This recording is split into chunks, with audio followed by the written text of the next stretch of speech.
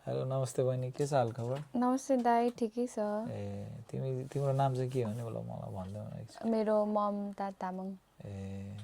अनि युके कतातिर बस्छौ त नि बहिनी तिमी?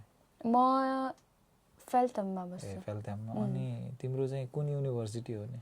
University of Roehampton. रोहाम्पटन। अनि कुन सब्जेक्ट हो नि तिम्रो? मेरो बिएससी बिजनेस म्यानेजमेन्ट। अनि युके आएको कति भयो त नि तिमी?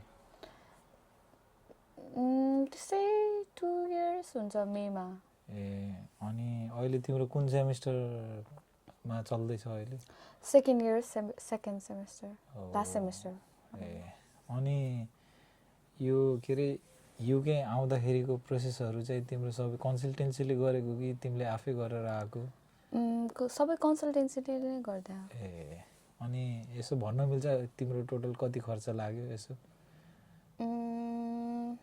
बिर्सिसक्यो, अब धेरै अगाडि हो नि त, तर अराउन्ड 30-35 त्यस्तै होला। ओके, लाख जति होला होइन? अनि यहाँ चाहिँ तिम्रो युकेमा आउँदाखेरि जस्तै तिम्रो कामहरू के भइरहेको छ? तिमी पार्ट टाइम गरिरहेछौ कि फुल टाइम गर्छौ? के छ यो ब्याचलर पढ्न आउँदाखेरि? अलिकति भनिदेऊ न मलाई पनि यसो। पार्ट टाइम नै हो। Part time. हजुर। अनि जस्तै अहिले तिमी आउँदाखेरि के कुराहरूमा गाह्रो भयो? जस्तै युके आउँदाखेरि अब अलिकति प्रोसेसहरू के कस्तो भयो मलाई भनिदिन्छौ? युके आउने प्रोसेस त इजी नै थियो भनौँ न, होइन? अनि अब यहाँ आएपछि सबभन्दा ठुलो स्ट्रगल भनौँ न, त्यो त अब काम पाउनु हो। हजुर। अनि मैले चाहिँ खास गरी भन्नुपर्दा चाहिँ मैले त्यस्तो स्ट्रगल चाहिँ गरेन लाइक अरू मान्छेहरूले जस्तो, किनकि मेरो आउने बित्तिकै रेफरेन्सहरूले गर्दा जब पाइहाल्यो। त्यस्तै। अनि के अरे जस्तै अरूले भन्छ नि युके आउँदाखेरि काम पाउन गाह्रो हुन्छ, अब के अरे कोहीले त एजेन्सी पनि खोजेर काम गरिरहेको हुन्छ। तिमीलाई चाहिँ के सुझाव सल्लाह दिन्छौ अरूलाई त्यसको बारेमा? अरूलाई त अब के सुझाव दिनु र, अब यस्तै हो, चिनेको मान्छे भयो भने चाहिँ अलिकति सजिलो हुन्छ। अब हुन्छ नि कोही एक्सपिरियन्स मान्छे जो चाहिँ अब राम्रो कम्पनीमा अथवा रेस्टुरेन्टमा काम गरिरहेको छ, उनीहरूले रेफरेन्स दियो भने चाहिँ अलिक सजिलै हुन्छ। बट अब कोही चिनेकै छैन भने चाहिँ अलिकति गाह्रै पर्न सक्छ। अनि तिमीलाई नेपालको वेदर ठिक छ कि युकेको वेदर ठिक छ? यो नेपालको नि।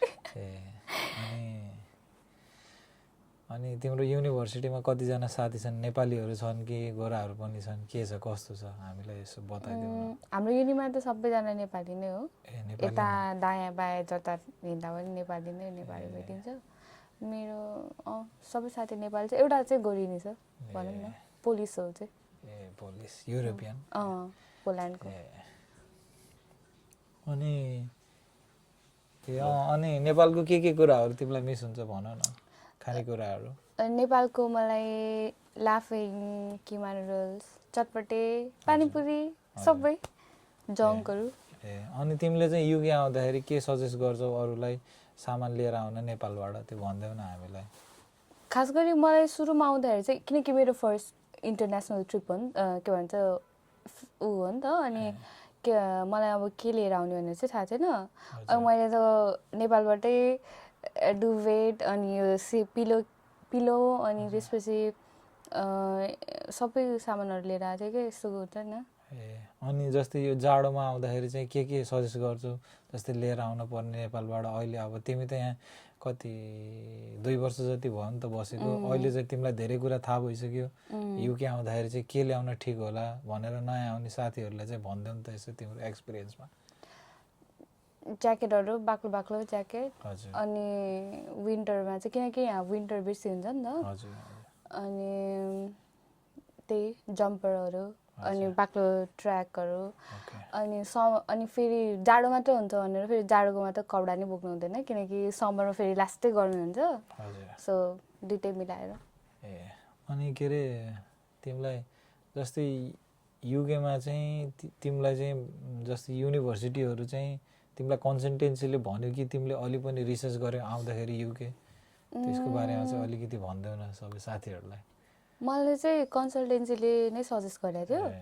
अनि के भन्छ, मसँग चाहिँ दुईवटा अप्सन थियो एउटा चाहिँ सन्डरल्यान्ड हजुर। अनि अर्को चाहिँ रोह्याम्पटन हो त्यति बेला चाहिँ रोह्याम्पटनले भर्खर इन्टरनेसनल स्टुडेन्टहरू लिने मतलब त्यतिखेर चाहिँ अलिक हाई थियो के अनि त्यहाँदेखि अनि इन्टरभ्यू नि हल्का टाइटै थियो हजुर अनि त्यसपछि अनि त्यही दुईवटा सजेस्ट गरेको थियो अनि के भन्छ यो रोह्याम्पटनले चाहिँ अलिकति मेरो चाहिँ जिपिए अनुसारको चाहिँ अलिकति बेसी स्कलरसिप दिएको थियो क्या अनि ए साँच्चै अनि तिमीले चाहिँ कति स्कलरसिप पायो आउँदाखेरि चाहिँ आउँदाखेरि भन्दा नि मेरो 3 इयर्सको नै हजुर हजुर 4 कि 5 छ 4000 4000 हो कि 5 छ अनि टोटल फी चाहिँ तिम्रो कति थियो नि 4000 हो साँच्चै किन भन्दाखेरि 15000 हो टोटल फी चाहिँ तर मैले चाहिँ 11000 ए अनि जस्तै नेपालबाट आउँदाखेरि चाहिँ कोहीले चाहिँ सबै तिरेर पैसा आउँछन् तिम्रो केसमा चाहिँ तिमीले आधा पे गर्यौ कि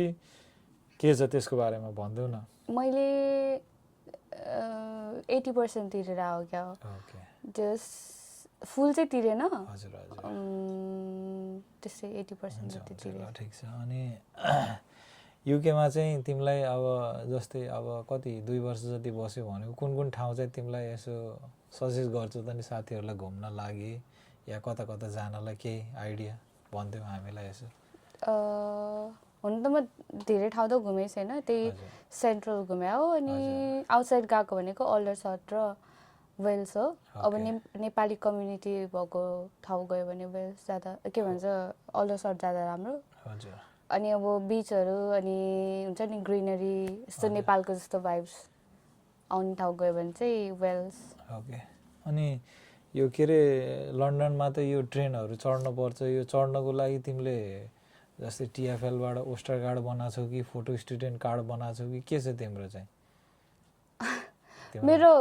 के भन्छ मेरो स्टुडेन्ट वेस्टर कार्ड चलाउँथेँ तर मैले हराएँ के अनि हराएकै गर्ने भएर चाहिँ अनि मैले बनाउनु छोडिदिएँ अहिले चाहिँ ब्याङ्क कार्डै हो ए तर वेस्टर कार्ड जस्तै स्टुडेन्ट फोटो वेस्टर कार्ड बनायो भने त तिमीले चाहिँ डिस्काउन्ट पनि पाउँछ हो त त्यो चाहिँ जस्तै रेलवे कार्ड पनि हुन्छ रेलवे कार्ड चाहिँ छ मसँग हजुर ए त्यसको लागि चाहिँ जस्तै साथीहरू अफलाइनमा मात्र काम गर्छ अफलाइन भन्न खोजेको कि अफ आवरमा चाहिँ काम गर्छ त्यो रेलवे कार्डले पिक आवरमा चाहिँ काम गर्दैन र हाम्रो भनेको फ्राइडे र स्याटरडे र सन्डे चाहिँ तिम्रो पिक आवर कहिले पनि लाग्दैन एनी टाइम त्यो दिन चाहिँ रेलवे कार्ड चाहिँ फुल मस्त हुन्छ साथीहरू घुम्नको लागि चाहिँ अन्त रेलवे कार्ड लिने भनेको जस्तै आउटसाइड लन्डन जानको लागि हो र त्यसको फाइदाहरू पनि छ त्यसमा चाहिँ अलिक प्राइस डिस्काउन्ट पाउँछ बाहिर जाँदाखेरि चाहिँ अनि ल बहिनी अनि तिम्रो केही कुराहरू छ भने लास्टमा भनिदेऊ नि त ल साथीहरूलाई लन्डन आउन ठिक छ कि छैन अब पे गर्न सकिन्छ कि सकिन्न ट्युसन फी कमाएर के छ कसो छ तिम्रो एक्सपिरियन्स चाहिँ अलिकति भनिदेऊ न जियोस् अब छोटो मिठो आवर मजाले पाएर अब कम्पनीले आवर मजाले दिएको छ अनि त्यसपछि भनौँ न क्यास इन ह्यान्ड पनि गरिरहेछ भने चाहिँ अलिकति इजी नै सजिलै हुन्छ भनौँ न इजी त के भन्नु बट अब त्यही 20 आवर्सले मात्र चाहिँ आई डोन्ट थिङ्क पुग्छ भनेर किनकि खान नि पऱ्यो रेन्ट तिर्नु पऱ्यो अब घुमिन्छ किनिन्छ लाइन्छ होइन सो धेरै कुराहरू सोच्नुपर्ने हुन्छ अनि 20 आवर्स काम फेरि 20 आवर्समा 20 आवर्स चाहिँ पनि दिँदैन नि त सिफ्ट अब कहिलेकाहीँ 16 मोस्टली चाहिँ 12 आवरको हुन्छ 12-14 आवर्स त्यस्तो दिन्छ नि त कम्पनीहरूले पनि अनि अब क्यास इन ह्यान्ड छ एनआई पनि छ भने चाहिँ आउँदा हुन्छ पाइन्छ भने चाहिँ तर पाउनु पर्यो ठिकै छ ल धन्यवाद ल ताली साथीहरू